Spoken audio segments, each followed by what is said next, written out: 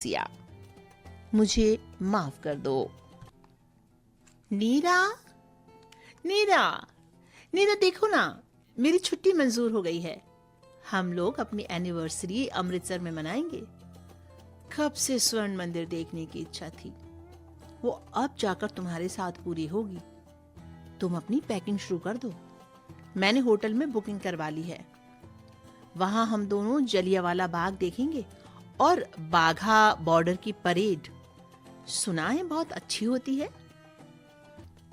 पति सजल ने पत्नी नीरा को अपनी बाहों के घेरे में समेटकर उस पर चुंबनों की बौछार कर दी।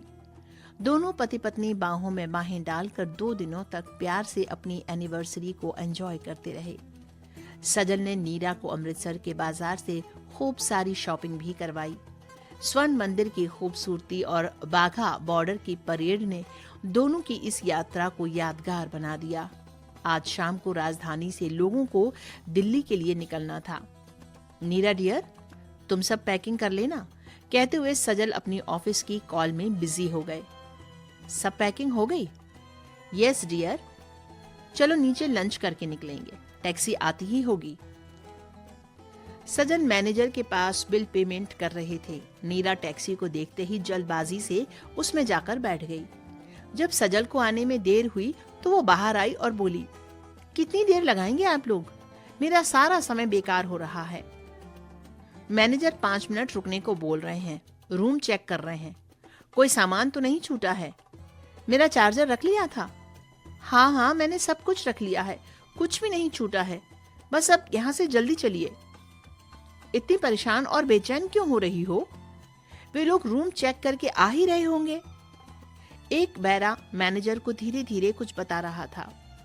फिर उसने एक कागज मैनेजर के हाथों में पकड़ाया। सजल कुछ समझ नहीं पा रहे थे कि आखिर मामला क्या है। मैनेजर ने जल्दी जल्दी बिल बनाकर तैयार किया और उनके हाथ में देते हुए कहा, सर ये एक्स्ट्रा पेमेंट आपको देनी होगी। सजल ने बिल को गौर से पढ़ना शुरू किया। तौलिया, iron, hair dryer, bath gown, hand towel. Sir आपके रूम में ये चीजें मिसिंग हैं। चाहे तो आप ये चीजें लौटा दें या फिर इनकी पेमेंट कर दें। नीरा नाराज होकर बोली, हमें आपने चोर समझा है क्या, जो आपकी चीजें हमने चुरा ली? मुझे आपके बैग की तलाशी लेनी होगी। सजल पत्नी की इस आदत से अनजान थे। उन्होंने धीरे से कहा, कोई बात नहीं, यदि सामान तुमने रख भी लिया है तो निकाल कर दे दो, बात खत्म हो जाएगी। नहीं, मैं सच कह रही हूं, मैंने कोई सामान नहीं लिया है। ये बैरों ने ही इधर उधर कर दिया होगा और हम लोगों पर इल्जाम लगा रहे हैं। और वो जोर जोर से नाटक करके आंसू बहाने लगी। सजल पत्नी की ड्रामेबाजी देखकर नाराज होकर बोले, क्या शोर मचा रखा है? चाबी कहाँ है? निकाल कर दो। इन लोगों को बैग खोलकर देखने दो। नीरा बैग पकड़कर खड़ी हो गई। मेरा बैग कोई नहीं खोलेगा। नीरा मन ही मन भगवान का जाप करने लगी कि हे भगवान, सत्यनारायण भगवान की कथा करवाऊंगी, 16 सोमवार का व्रत करूंगी। हे भगवान, तुम तो सर्वशक्तिमान हो, बैग से सारा सामान गायब कर दो। पत्नी का बेवकूफी भरा व्यवहार सजल की समझ से बाहर हो रहा था। उन्होंने पत्नी के हाथ से पर्स झपट कर खींच लिया और उसमें से चाबी निकालकर बैग खोल दिया। नीरा तेजी से बैग पकड़कर बोली, ठहरो, मेरे बैग को कोई हाथ नहीं लगाएगा, मैं दिखा रही हूँ। और वो अपने सामान से होटल के सामान को छिपाती हुई होशियारी से सामान दिखाने लगी। मगर होटल के मैनेजर की अनुभवी निगाहों में कुछ भी नहीं छिपा सका, क्योंकि उन्हें तो ऐसे कस्टमर से जब तब निपटना पड़ता था। पोल खुलती देख नीरा मुंह छिपाकर टैक्सी में जाकर बैठ गई, परंतु सजल के लिए बेइज्जती सहन करना मुश्किल हो रहा था। उनका चेहरा अपमान की कालिमा से बेरौनक हो गया था। नीरा अपनी आंखें मूंद कर पति से बचने का प्रयास कर रही थी। सजल का चेहरा क्रोध से लाल हो रहा था। ड्राइवर की उपस्थिति के कारण वे बिल्कुल मौन थे। नीरा पुनः मन ही मन सारे देवी देवताओं को मना रही थी कि हे हनुमान जी, मेरी इज्जत बचा लो, मैं तुम्हें 501 रुपए का प्रसाद चढ़ाऊंगी। जब सजल अपने क्रोध को संयत कर चुके तो पत्नी से बोले, तुम झूठ पर झूठ क्यों बोलती जा रही थी? तुम्हें आज वादा करना होगा कि इस तरह कभी किसी की चीज नहीं उठाओगी। नीरा ने धीरे से अपना सिर हिला दिया। वो अपने बचपन में खो गई थी। नीरा को अपनी सहेली विभा की पेंसिल उन्हें बहुत आकर्षित करती थी। बस मौका देखकर एक दिन पेंसिल चुरा ली। जब माँ ने उसकी पेंसिल बॉक्स में नई पेंसिल देखी तो उसका कान पकड़कर भगवान के सामने माफी मांगने को कहा। नीरा को तो ये बड़ा सरल सा उपाय लगा। बस वो इस तरह से अक्सर स्कूल से कुछ न कुछ उठा लाती और भगवान के सामने कान पकड़कर माफी मांग लेती। अपराध क्षमा हो गया। माँ ने एक बार माला जपने को भी कहा तो वो माला के दानों को झटपट अपनी उंगलियों से सरकाती। बस सब माफ। धीरे धीरे दूसरों का सामान चुराना नीरा की आदत बन गई। वो जहां भी जाती मौका देखकर चुपचाप सामान उठाकर अपने बैग के हवाले कर लेती। अपने चेहरे के भोलेपन और होशियारी के चलते कोई उस पर शक भी नहीं करता। मगर एक बार जब वो कक्षा 8 में थी, रश्मि के हाथ में 100 के करारे नोटों को देखकर उसकी आंखें चमक उठीं। वो स्कूल ट्रिप में जाने के लिए रुपए जमा कराने के लिए लाई थी। अब नीरा इस जुगत में लग गई कि वो उसके बैग से रुपए कैसे पार करे। रश्मि ने रुपए चोरी से बचाने के लिए पॉकेट में रख लिए थे। अब तो उसके लिए रुपया गायब करना बाएं हाथ का खेल था। उसने उसकी जेब से झांकते हुए रुपए चुरा लिए और अपनी किताब के कवर के अंदर रखकर निश्चिंत हो गई। मगर उस दिन रश्मि को उस पर संदेह हो गया। उसने टीचर से उसकी शिकायत कर दी और फिर टीचर ने उसके बैग की तलाशी ली तो कवर में छिपाए गए रुपए चमक उठे। उस दिन उसकी बहुत बेइज्जती हुई क्योंकि मैडम ने उसकी पीठ पर एक कागज में बड़े बड़े अक्षरों से लिखकर मैं चोर हूँ टांग दिया। उस दिन वो बहुत जलील हुई और सिसक सिसक कर खूब रोई थी। उस दिन उसने मन ही मन निश्चय किया कि वो अब कभी ऐसा नहीं करेगी। परंतु घर आते आते उसकी सोच बदल चुकी थी। घर में उसने माँ से बताया कि रश्मि ने उसे झूठ मूठ फंसाया। पहले तो उन्होंने रश्मि को खूब खरी खोटी कहा और फिर से मंदिर में ले जाकर कान पकड़कर पुजारी के सामने माफी मांगने को कहा और उन्हें दक्षिणा में रुपए दिलवाकर बोली, भगवान उसकी गलती को माफ कर दें। अब तो उसका हौसला पहले से भी अधिक बढ़ गया था। पाप के प्रायश्चित का बड़ा ही सरल सा तरीका था। उसने रो धोकर दूसरे स्कूल में एडमिशन ले लिया था और अपनी चोरी के काम से लोगों को शिकार बनाती रही। कुछ दिनों तक सजल उससे नाराज रहे, उसे डांटते फटकारते ताने देते और आंखें तरेरते, फिर धीरे धीरे नॉर्मल हो गए। दूसरों का सामान उठाना नीरा की आदत में शुमार हो गया था। वो जहां भी जाती मौका मिलते ही चुपचाप कुछ भी उठाकर अपने पर्स के हवाले कर लेती। नीरा को अपने गलत काम का एहसास था, पर वो इतना ही जानती थी कि वो पाप कर रही है। इसलिए इसके निवारण के लिए व्रत, उपवास, कीर्तन, सुंदर कांड का पाठ आदि करके अपने पाप और अपराध के लिए क्षमा याचना करके पाप मोचन कर लेती थी।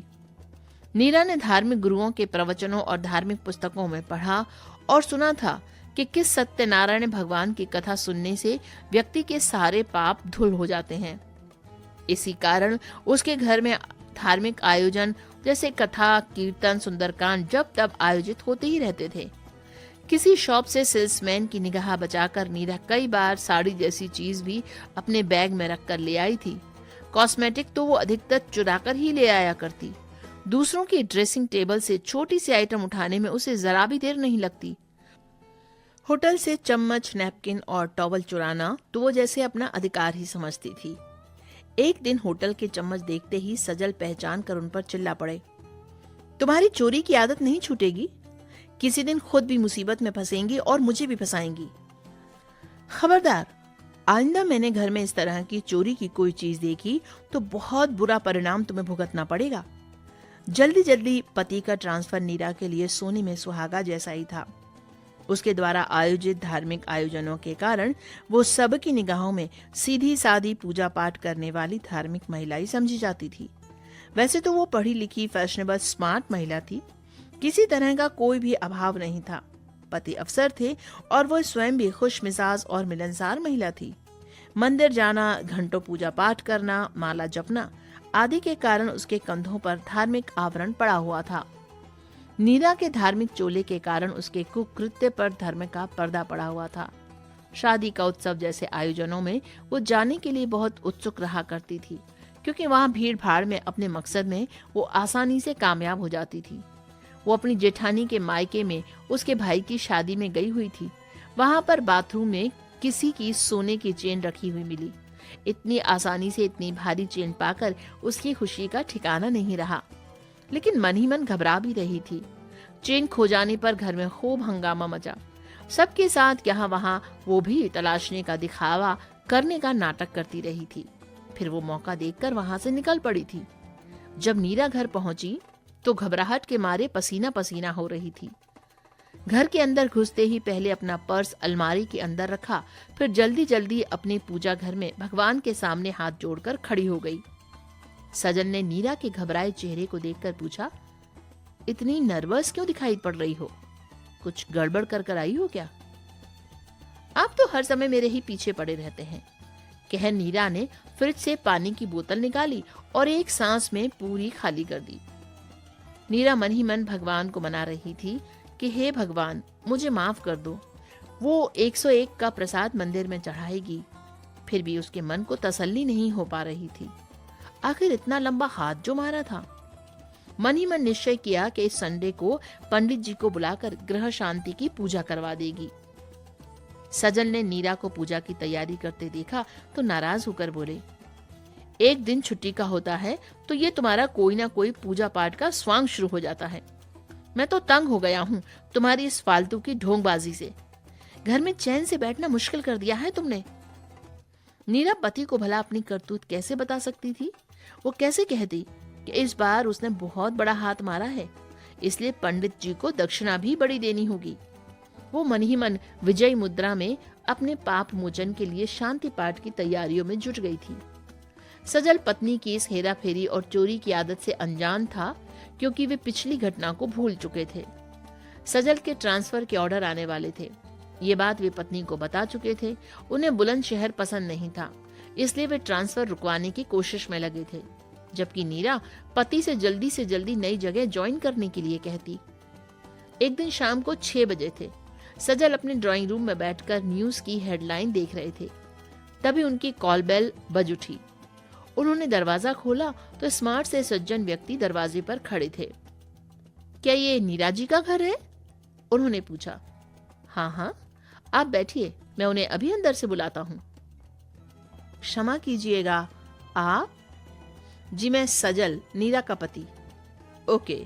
उच्च मध्य परिवारों की तरह संपन्न सा ड्राइंग रूम में बिछा मोटा कालीन, दीवार पर शोभा बढ़ाती आकर्षक पेंटिंग्स, काफी कीमती सोफा, साइड टेबल पर कलात्मक राधा कृष्ण की सुंदर चमचमाती पीतल की मूर्ति वहां पर रहने वालों की सुरुचि और संपन्नता को दर्शा रही थी।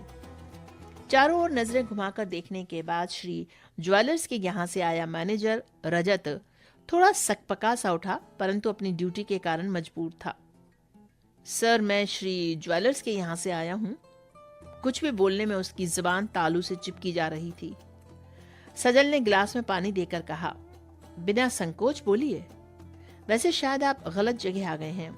मेरी गोल्ड या सिल्वर में इन्वेस्टमेंट की कोई रुचि नहीं है। सर, आपकी पत्नी नीरा जी 3 नवंबर को मेरे शोरूम में एक महिला के संग आई थी और गलती से शायद डायमंड की रिंग अपनी उंगली में पहन कर आ गई हैं।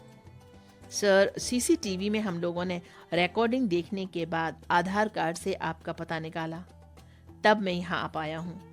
सर, मेरे यहाँ तो 1 लाख के ऊपर की चीजों पर तुरंत थाने में FIR की जाती है, लेकिन इस केस में हम लोगों ने पहले एक बार कोशिश कर लेने के विचार से आपके घर आए हैं।